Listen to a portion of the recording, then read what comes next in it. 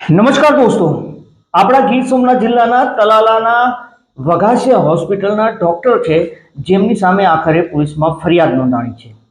Talala police સ્ટેશનમાં લગભગ 2 મહિના બાદ આ ફરિયાદ નોંધાણી છે। એક મહિલા છે જેને પ્રેગ્નન્ટ હતી આ મહિલા અને તેને ડિલિવરી કરવાની હતી, પરંતુ આ ડિલિવરી સિઝેરિયન થઈ હતી અને આ મહિલાનું મોત થયું હતું। 2 મહિના બાદ આ કેસમાં આરોગ્ય વિભાગ છે તેની એક ટીમ છે જે તપાસ કરતી હતી, તેને પણ એવું મનાય છે કે રિપોર્ટ સોંપ્યો છે અને ત્યારબાદ તલાલા પોલીસે ડોક્ટર મામલે એફઆઈઆર દાખલ કરી છે। પરંતુ શું સમગ્ર મામલો છે, કઈ રીતે એ મહિલા છે તેનું મોત થયું છે, શું કારણે ડોક્ટર ઉપર બ્લેમ લાગ્યો છે અને તેની સામે ફરિયાદ આખરે નોંધવામાં આવી છે, આ તમામ મુદ્દે વાત કરીએ। વિડીયોની શરૂઆત કરીએ। નમસ્કાર દોસ્તો, હું છું દિલીપ મોરી અને આપ જોઈ રહ્યા છો નમસ્તે ગીર। આપણા ગીર સોમનાથ જિલ્લાનું તલાલામાં એક ખાનગી હોસ્પિટલ આવેલી છે વઘાસિયા, જે આના ડોક્ટર છે ડોક્ટર અક્ષયભાઈ હળિયલ। આમના વિરુદ્ધ ફરિયાદ નોંધાણી છે। તેમણે પોતાના જે સિઝેરિયન કર્યું છે તેમાં બેદરકારી રાખી હોવાનો તેના ઉપર આક્ષેપ છે। ભૂતકાળમાં પણ 2 મહિલાઓના મોત થયા હોવાના આરોપ હતા। આ સમગ્ર મામલે ડોક્ટર સામે ફરિયાદ દાખલ થઈ છે। ગત 25 મે 2025નો એક દિવસ હતો, એ રાત હતી। આ સમયે તલાલાનું પીપળવા કરીને એક ગામ છે, આ ગામના કવિબેન છે, કવિબેન નંદાણીયા, જે આ હોસ્પિટલની અંદર તેને ચેકઅપ માટે લેવાયા હતા, તે પ્રેગ્નન્ટ હતા અને ડૉક્ટરે તેને ડિલિવરી કરવાનું તેમના પરિવારને કીધું હતું તેવું એફઆઈઆરમાં લખેલું છે। એવી પણ વાત હતી કે નોર્મલ ડિલિવરી થશે, પરંતુ ડૉક્ટરનું કહેવું હતું કે સિઝેરિયન કરવું પડશે। આ મહિલાનું સિઝેરિયન કરવામાં આવે છે અને એ મહિલાનો જ્યારે બાળકીનો જન્મ થાય છે, તેના ઘરે 3 થી 4 વર્ષની આસપાસનો એક દીકરો છે। આ સિવાય આ તેમની બીજી ડિલિવરી હતી। ડૉક્ટર સિઝેરિયન કરે છે, બાળકીનો જન્મ થાય છે અને બાળકીને ઓક્સિજનમાં રાખવાની ફરજ પડે છે, કારણ કે અત્યારે નોર્મલ બધા બાળકોને લગભગ મોટાભાગના રાખે છે। પરંતુ આ જે બેન છે કવિબેન, તેને ત્યાં ઓપરેશન બાદ બહાર લવાયા હતા, તેના સાસુને એમાંથી હતા, પરંતુ તેને બ્લડિંગ છે, રક્તસ્રાવ છે તે ખૂબ થતો હતો, જેના કારણે આ જે કવિબેનના પતિ છે તેને ડૉક્ટરે કીધું કે નોર્મલ છે, બગાડ હોય છે જે નીકળતો હોય છે। પરંતુ સમય વીતતો હતો, બીજી તરફ બ્લડિંગ બંધ ન થતું હતું। આ લોકો વારંવાર ડૉક્ટરને કહે છે, પરંતુ ડૉક્ટર છે તેને ગંભીરતાથી નથી લેતા। આખરે કવિબેનને આંચકી આવે છે અને તેના ઘરના ખૂબ ચિંતિત થાય છે। વધુ એક વખત ડૉક્ટરને કહે છે, પરંતુ ડૉક્ટર છે તે ગંભીરતા ન લીધી હોવાનો આરોપ છે। આ સિવાય તેમનું કહેવું છે કે ડૉક્ટરે ત્યારબાદ એક એમ્બ્યુલન્સની વ્યવસ્થા કરી અને અચાનક જ મોડી રાત્રે તેમને વેરાવળ મેમોરિયલ હોસ્પિટલ લઈ જવાનું કહેવામાં આવે છે। બેનને રિફર કર્યા લેટ અને તેનું આ એમ્બ્યુલન્સની અંદર મોત થાય છે તેની પુષ્ટિ થાય છે।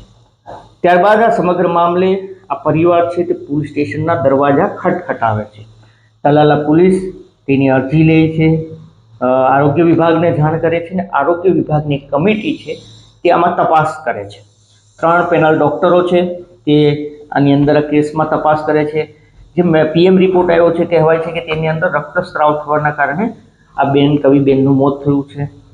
આ જે ડૉક્ટરો છે તેણે તપાસ કરી છે અને અત્યારે જે એફઆઈઆર નોંધાણી છે એ એફઆઈઆર મુજબ ડૉક્ટર છે જે વઘાસિયા હોસ્પિટલના, તેમણે એનેસ્થેસિયાનું ઇન્જેક્શન આપ્યું હતું અને રક્તસ્રાવ થયો હતો।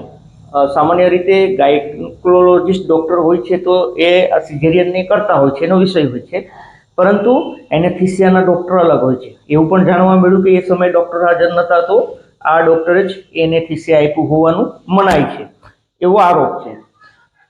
હાલ આ ડૉક્ટર સામે બેદરકારીનો આરોપ લાગ્યો છે અને તેમની સામે એફઆઈઆર દાખલ થઈ છે।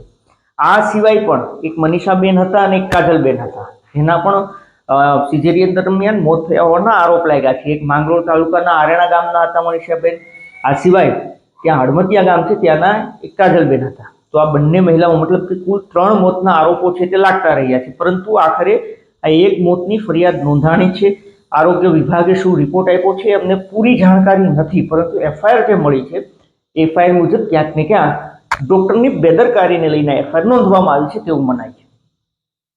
આ જે ડોક્ટર છે અક્ષયભાઈ હળિયા, તે તલાલા સરકારી હોસ્પિટલમાં ફરજ બજાવતા હતા, ત્યાં પ્રેક્ટિસ કરતા હતા, પરંતુ છેલ્લા થોડા મહિનાઓથી તે પોતાનું આ વઘાસિયા હોસ્પિટલ જે ખાનગી ત્યાં પ્રેક્ટિસ કરવાનું શરૂ કર્યું હતું. શાયદ સરકારી નોકરી તેને છોડી દીધી હતી અને હવે તેના ઉપર બેદરકારીનો આરોપ લાગ્યો છે. એવું પણ જાણવા મળે છે કે આ કેસ છે આખો મેડિકલનો છે, ક્રાઇમનો કેસ અલગ આવે છે, મેડિકલનો છે. તો આની અંદર સજાઓની જોગવાઈ હોય છે. તો એવું કહેવાય છે કે સાબિત થાય તો 2 વર્ષ સુધીની અથવા તો અન્ય કોઈ સજા હોય છે એવું અથવા પ્રાથમિક રીતે જાણવા મળે છે. આપણે મેડિકલમાં એટલી ટેકનિકલી ખબર નથી હોતી. આ સિવાય એવું પણ મળે છે કે એનું લાયસન્સ છે તે આરોગ્ય વિભાગ રદ કરી શકે છે, ત્યારબાદ તે પ્રેક્ટિસ નથી કરી શકતા, ભલે સજા વધારે ના હોય. બીજું એ કે અત્યારે ગંભીર બાબત સૌથી મોટી એ છે કે આપણા દેશની અંદર, આપણા રાજ્યની અંદર જે સિઝેરિયન ડિલિવરી છે તેનું પ્રમાણ ખૂબ વધી ચૂક્યું છે. એમાં ખૂબ વધારો થયો છે, બમણું થઈ ચૂક્યું છે. એમાં ખાનગી હોસ્પિટલો છે ત્યાં તો ભાગે જ નોર્મલ ડિલિવરી થાય છે, સરકારીમાં તો હજી થાય છે, પરંતુ ખાનગી હોસ્પિટલોમાં સિઝેરિયન છે તે ખૂબ વધી રહ્યા છે. કહેવાનો મતલબ એ છે કે શું માતાઓ છે તે બાળકોને નોર્મલ ડિલિવરી કરવાની ક્ષમતા ગુમાવી દીધી છે કે પછી તેને આ રીતે પૈસા કમાવા માટે જે લોકો સિઝેરિયન કરી રહ્યા છે તે નોર્મલ ડિલિવરી થતી હોવા છતાં પણ સિઝેરિયન કરે છે? આ 2 મોટા સવાલ છે અને આના ઉપર જ WHO જે ચિંતા પણ વ્યક્ત કરી હતી. આપણા દેશની અંદર જે ખાનગી હોસ્પિટલો છે તેમાં ખૂબ મોટા પ્રમાણમાં સિઝેરિયનોને પ્રાથમિકતા આપવામાં આવે છે, કારણ કે તેમાં પૈસા પણ ખાસા એવા મળે છે.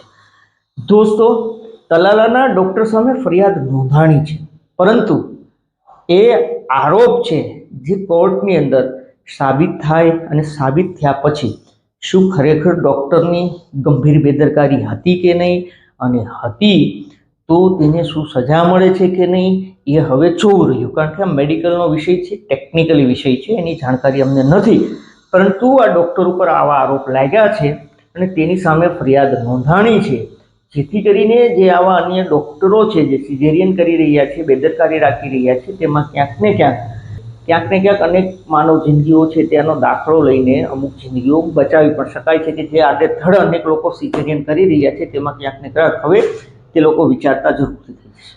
આપનું શું કહેવું છે, આપનું શું માનવું છે, આપ અચૂકથી અમને કમેન્ટ કરીને જણાવજો. અમારો હેતુ કોઈને નુકસાન પહોંચાડવાનો કે બદનામ કરવાનો નહીં, આપને સચેત અને જાગૃત કરવાનો છે. આપ પણ સાવધાન રહો, સુરક્ષિત રહો. ધન્યવાદ.